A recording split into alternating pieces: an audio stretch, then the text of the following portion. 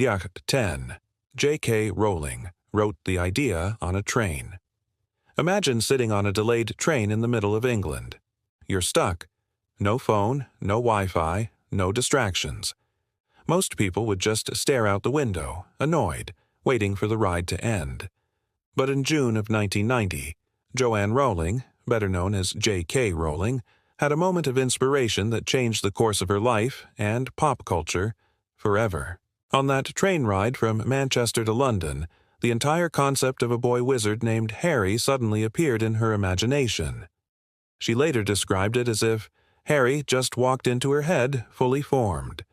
She didn't have a pen at the time, so she sat in silence for 4 hours, letting her mind race with details about Hogwarts, classes, characters, and the overall journey of this orphan boy who would grow up to be the most famous wizard in the world.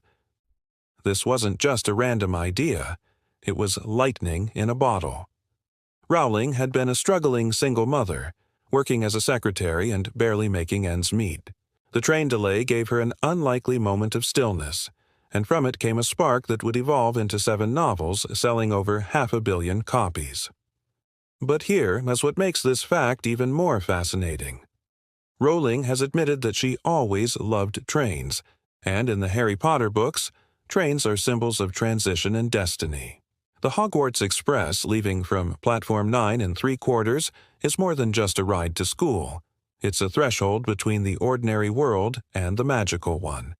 If that fateful train ride in 1990 had never happened, who knows if Harry Potter would have ever existed? Think about that. One delayed train created a multi-billion-dollar franchise. It's the kind of story that proves inspiration doesn't always strike at a desk or in a perfect setting. Sometimes it comes in the quiet moments when you least expect it. In fact, when the first book, Harry Potter and the Philosopher's Stone, was finally published in 1997, Rowling dedicated a lot of her acknowledgments to perseverance. She had been rejected by 12 publishers before one small company, Bloomsbury, finally gave her a chance. And the only reason they did? The chairman's 8-year-old daughter read the first chapter and begged to know what happened next. Without that little girl's excitement, Harry Potter might never have seen the light of day. So the next time you're sitting on a delayed train or stuck in traffic, remember that even the most frustrating moments can hold the seeds of greatness. Number 9. The casting of Harry Potter. Almost didn't happen. Here's something that could have changed the face of the entire franchise. Daniel Radcliffe, the actor we all know as Harry Potter, almost wasn't cast in the role. Can you imagine anyone else with that lightning bolt scar, round glasses, and innocent yet determined stare? It's almost unthinkable. But in the late 1990s, when Warner Brothers began planning the movies, finding the right child actors was a nightmare. The casting directors auditioned thousands of kids across the UK, looking for someone who had the right mix of vulnerability, intelligence, and courage. They needed a child who could carry a franchise that would last for more than a decade. And initially, Daniel Radcliffe wasn't even considered.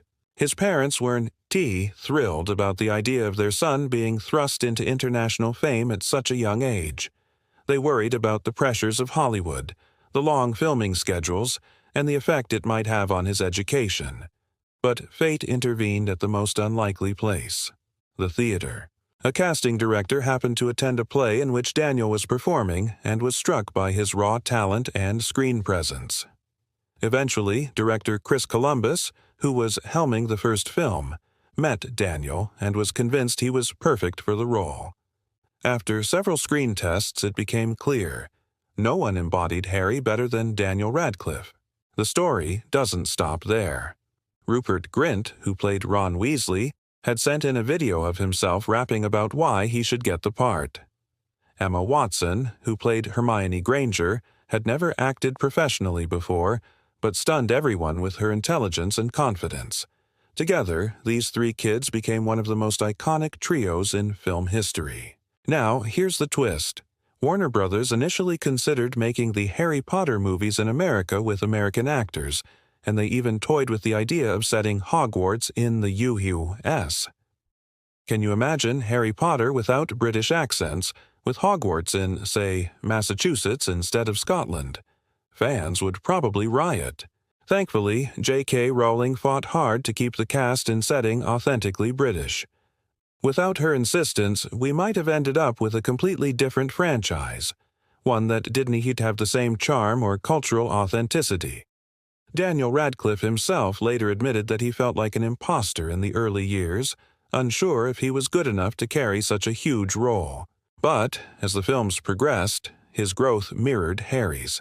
Fans literally watched him go from an awkward kid in oversized glasses to a confident young man ready to lead the fight against Voldemort. His journey became ours, and that's what made the casting so powerful. Think about it. The wrong actor could have doomed the series from the start. Instead, the right casting created a decade-long cultural phenomenon, with kids and adults lining up at midnight screenings, crying through the finales, and growing up alongside the characters. Year 8. The books were banned in many schools and libraries. You might think that Harry Potter, with its themes of friendship, bravery, and the triumph of good over evil, would be welcomed everywhere. But believe it or not, the books were once some of the most banned and challenged novels in the world. Across the United States, particularly in the late 1990s and early 2000s, parents and religious groups launched campaigns to remove the series from schools and libraries. Why? The main reason was the heavy use of magic, witchcraft, and spells. Some critics claimed the books promoted the occult or encouraged children to dabble in sorcery. Others argued that the characters defied authority too often, setting a bad example for young readers. In certain towns, the books were outright burned in public ceremonies. Imagine that, modern-day book burnings over stories about a boy wizard. It felt almost medieval. But here's where it gets ironic. Many of the very themes critics objected to, resisting corrupt authority, questioning unfair systems, fighting for what's right, are the same values we teach kids in history and civics classes. Harry Potter inspired children to read more, to think critically about good and evil, and to empathize with people different from themselves. In fact, literacy studies showed that the release of each Harry Potter book caused a spike in children ES reading levels worldwide. Teachers who used the books in classrooms often reported that reluctant readers were suddenly eager to devour hundreds of pages just to know what happened next. Even more fascinating is how the bans often backfired. When kids heard that their schools didn't want them reading Harry Potter, they became even more curious. Nothing makes a book more appealing to a child than being told they aren't allowed to have it. In some American towns, underground reading clubs were formed where kids secretly passed copies of Harry Potter back and forth like contraband. It wasn't just in America.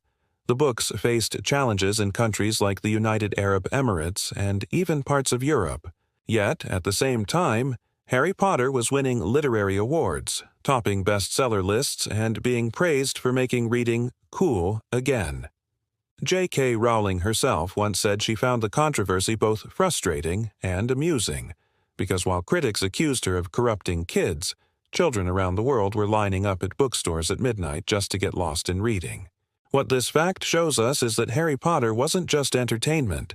It became a lightning rod in cultural debates about religion, childhood, and freedom of expression. The backlash didn't stop the books. If anything, it gave them more power. By the time the final book was released in 2007, the protests had largely faded, drowned out by the millions of voices celebrating the conclusion of one of the greatest literary journeys of all time. Book 7. Quidditch became a real-life sport. If you've ever wished you could grab a broomstick and chase a golden snitch across the sky, you're not alone. Quidditch, the wizarding world's most thrilling sport, is one of the most memorable inventions from the Harry Potter series. It combines soccer, rugby, and basketball, but adds high-speed flying broomsticks, bludgers flying at your head, and the elusive snitch that can end the game in an instant. It's chaotic, dangerous, and exhilarating. A perfect metaphor for the wild, unpredictable world of magic.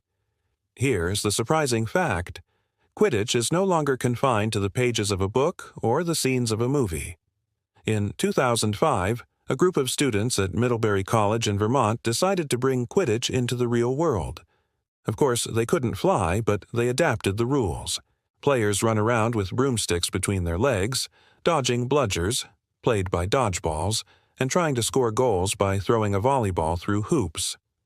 Meanwhile, the snitch is actually a tennis ball in a sock attached to the shorts of a neutral runner dressed in yellow who dashes across the field trying not to get caught. What started as a quirky college game spread like wildfire. Today, real-life Quidditch, now officially called quadball after a recent name change, has grown into an international sport with hundreds of teams across the globe. There's a governing body, official tournaments, and even a Quidditch World Cup that attracts players from countries like the United States, Australia, and the United Kingdom. ESPN has even covered matches. And here is the most inspiring part. The sport isn't just about recreating the magic of Harry Potter. It has become known for being one of the most inclusive sports in the world. Quidditch is mixed gender, with rules that promote gender balance and diversity on every team. It's a place where athletes of all body types, genders, and backgrounds can compete together on an equal playing field. In many ways, that inclusivity embodies the same spirit of acceptance that made Hogwarts such a special place for misfits and outcasts in the books. But it doesn't end there. Quidditch clubs are now found at major universities like Harvard, UCLA, and Oxford, and community leagues have popped up in cities across America. The fact that a fictional sport from a fantasy book became a real-world competitive activity shows just how deeply Harry Potter has embedded itself into global culture. Think about it. How many stories have inspired actual sports with international leagues? Not many. Harry Potter didn't just give us characters and plots, it gave us a game that people now play, cheer for, and even dedicate their lives to. That's not just fandom, that's cultural transformation. And for fans who grew up wishing they could mount a broomstick and fly, running around a muddy field with friends while chasing a sock-wearing snitch is about as close as it gets to living the magic. Thrker 6. The movies left out. Major storylines. Fans of the Harry Potter books often debate the differences between the novels and the films. And while the movies were wildly successful, grossing billions at the box office, many die-hard readers were left frustrated by the storylines that never made it onto the big screen. Let's start with Peeves the Poltergeist.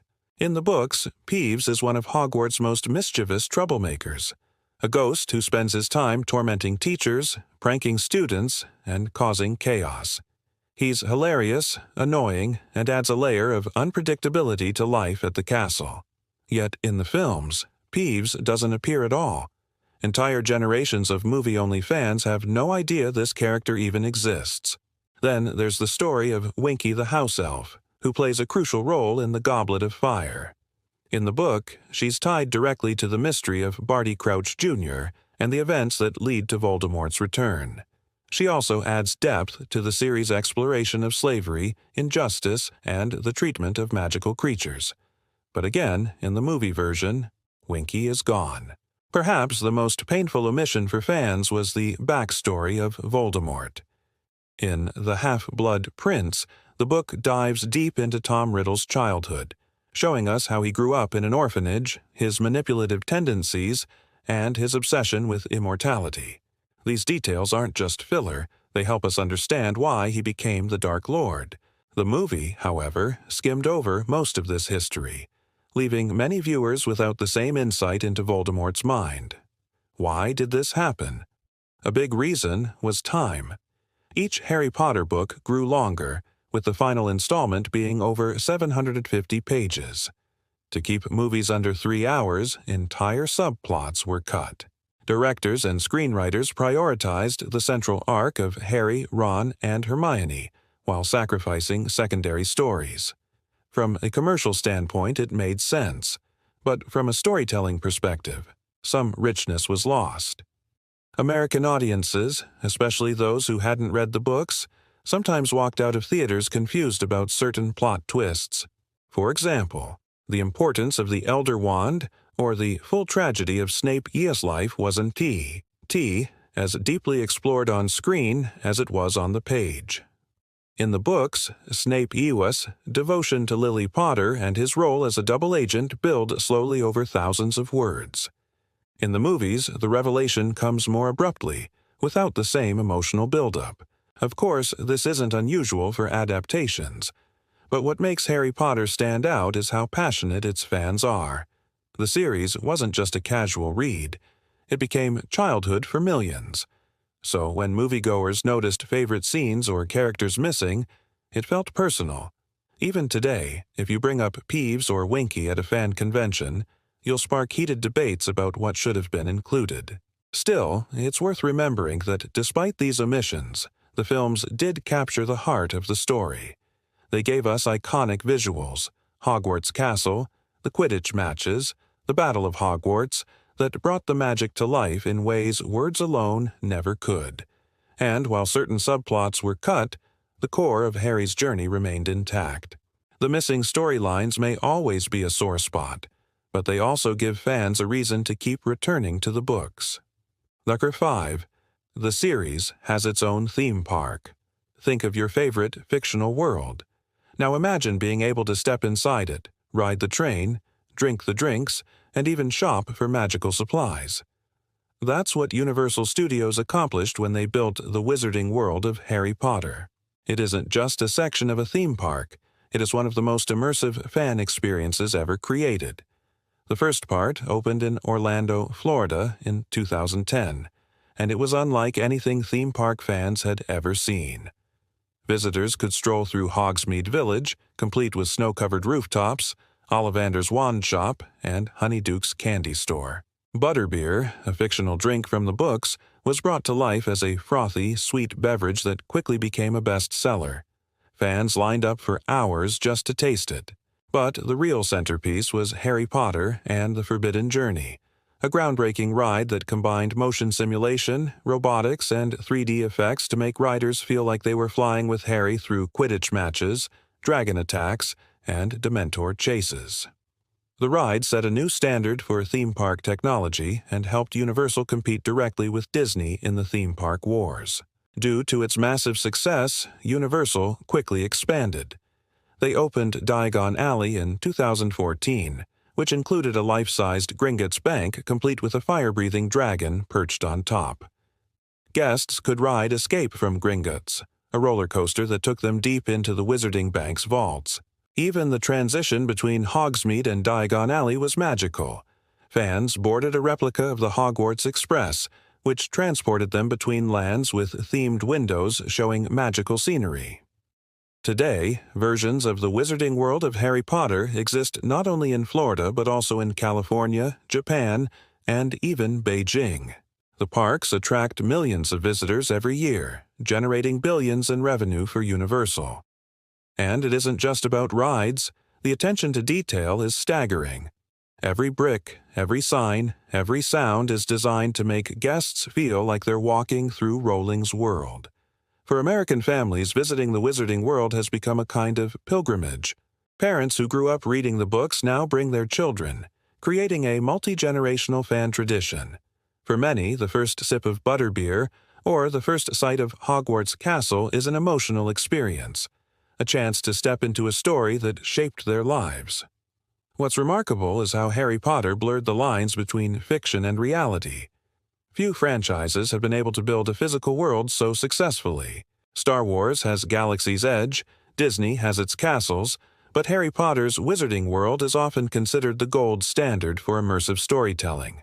It is proof that the magic of Hogwarts isn't juste confined to the page or screen.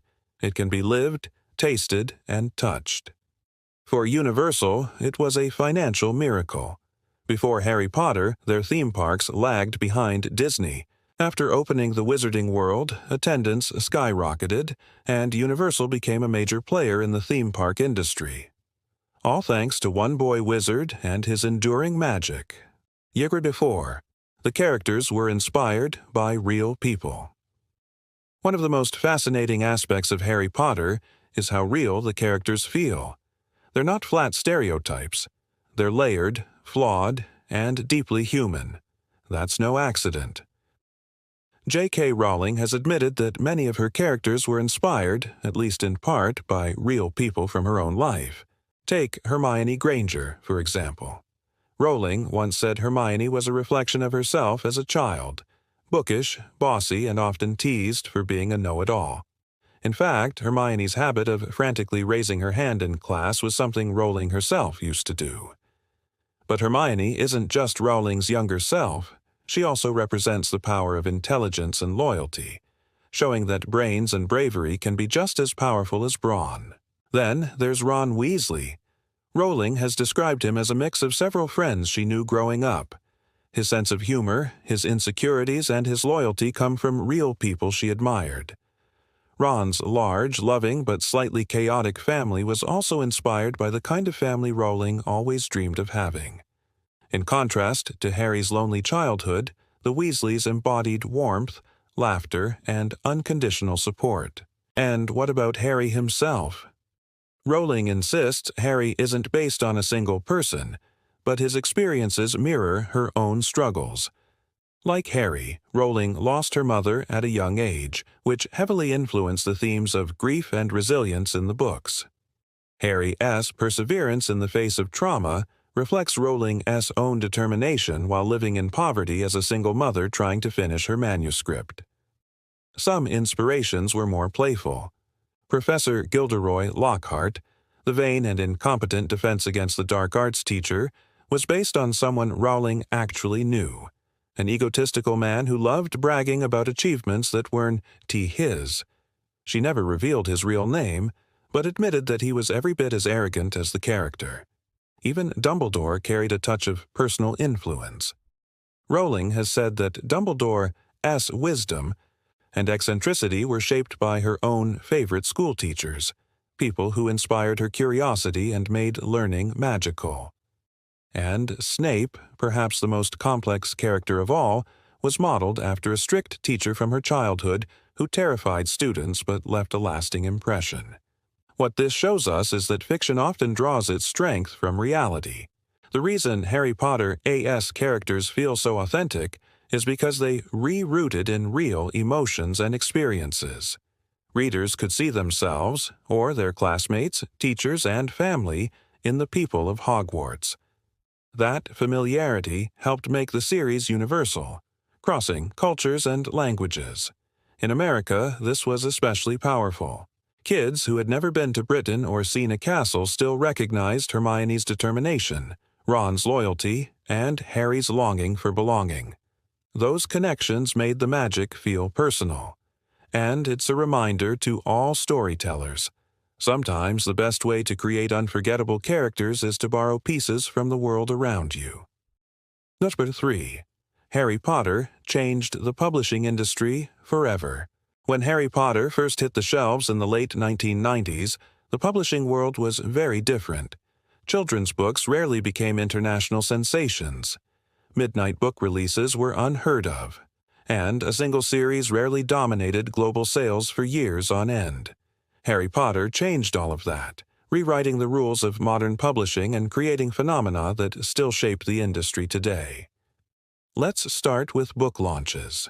Before Harry Potter, publishers didn't think kids would line up for hours just to buy a book. But starting with The Prisoner of Azkaban in 1999, fans began camping outside bookstores for midnight releases, treating the launch of each book like a rock concert. This wasn't just in London or New York.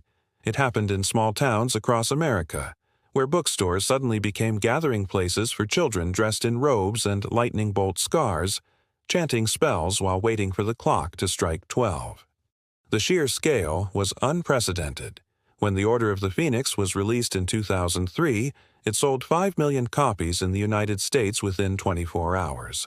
The Half-Blood Prince broke that record with 6.9 million in 2005, and The Deathly Hallows shattered them all in 2007 with 8.3 million copies sold in its first day. No children's book series had ever come close. Publishers suddenly realized that kids could drive sales just as powerfully as adults, and they began investing more in young adult literature. Harry Potter also revolutionized marketing. Publishers began using movie-like campaigns with trailers, posters, and tie-in merchandise. This created a model that franchises like Twilight and The Hunger Games would later follow. In fact, many of the blockbuster YA series that dominated the 2000s and 2010s owe their existence to the path Harry Potter carved. Another huge shift was in length. Before Rowling, many believed children's books had to stay short and simple. But the Harry Potter novels kept getting longer, with The Goblet of Fire running over 700 pages. Instead of scaring readers away, it made them more excited. Kids who had never finished a book over 100 pages were suddenly devouring novels twice as long as anything on their school reading lists. Teachers and parents couldn't believe it. This single-handedly expanded the market for long-form children's fiction. The impact stretched far beyond books. The success of the novels helped spark one of the biggest movie franchises in history, proving that adaptations of children's stories could generate billions. Hollywood studios, once hesitant to gamble on fantasy, suddenly saw massive potential. Without Harry Potter, it's possible we never would have gotten adaptations like Percy Jackson, The Hunger Games, or even the rise of Marvel's cinematic dominance in quite the same way. Rowling's success also transformed the author's role in society. She went from a struggling single mother to one of the richest women in the world, becoming the first author to make $1 billion. For aspiring writers, her story was proof that one good idea, backed by perseverance, could change your life. For publishers, she became the gold standard of what a modern franchise could achieve. In America especially, the ripple effects were massive. Independent bookstores that had been struggling suddenly saw lines stretching out the door on release nights. Book clubs sprang up in schools, libraries, and community centers. Suddenly, kids were reading not because they had to, but because they wanted to. That cultural shift can't be overstated. It was a renaissance for reading in a time when many feared television and video games were taking over. Today, the Harry Potter books are taught in classrooms, analyzed in universities, and still topping sales charts decades later. They didn't need to just sell copies. They transformed publishing into an industry where children UC stories could be global, profitable, and beloved across generations. Shoo. The series sparked academic studies and college courses. You know a story has reached legendary status when it jumps from the shelves of bookstores into the lecture halls of universities. That's exactly what happened with Harry Potter.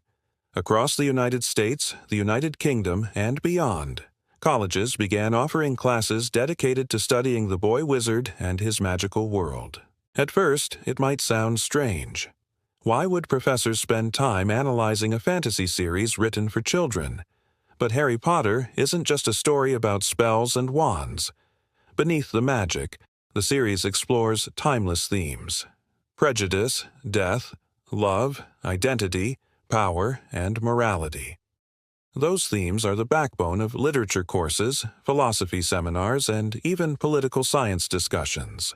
Harvard University, Yale, and Georgetown have all hosted courses examining the moral lessons of Harry Potter.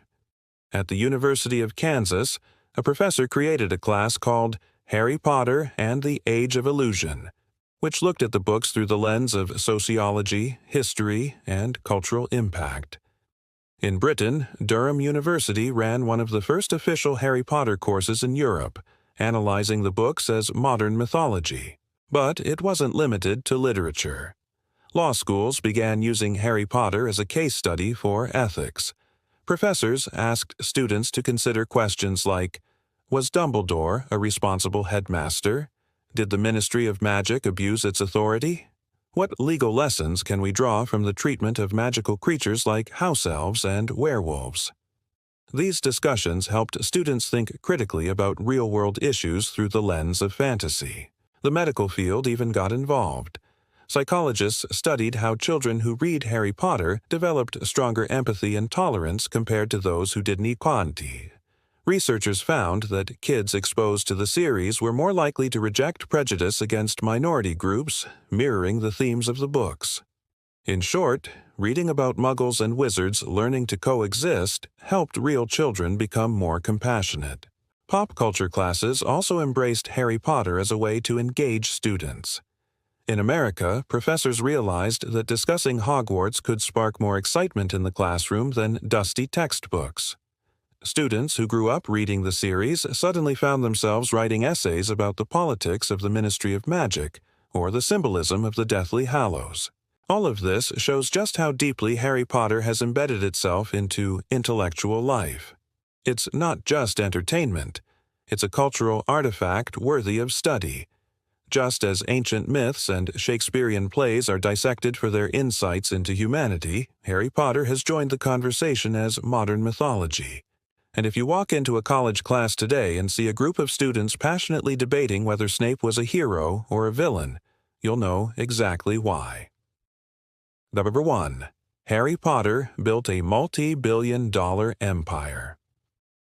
The final fact is perhaps the most jaw-dropping of all.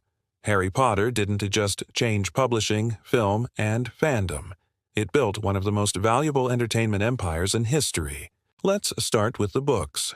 Over 500 million copies have been sold worldwide, making Harry Potter the best-selling book series of all time.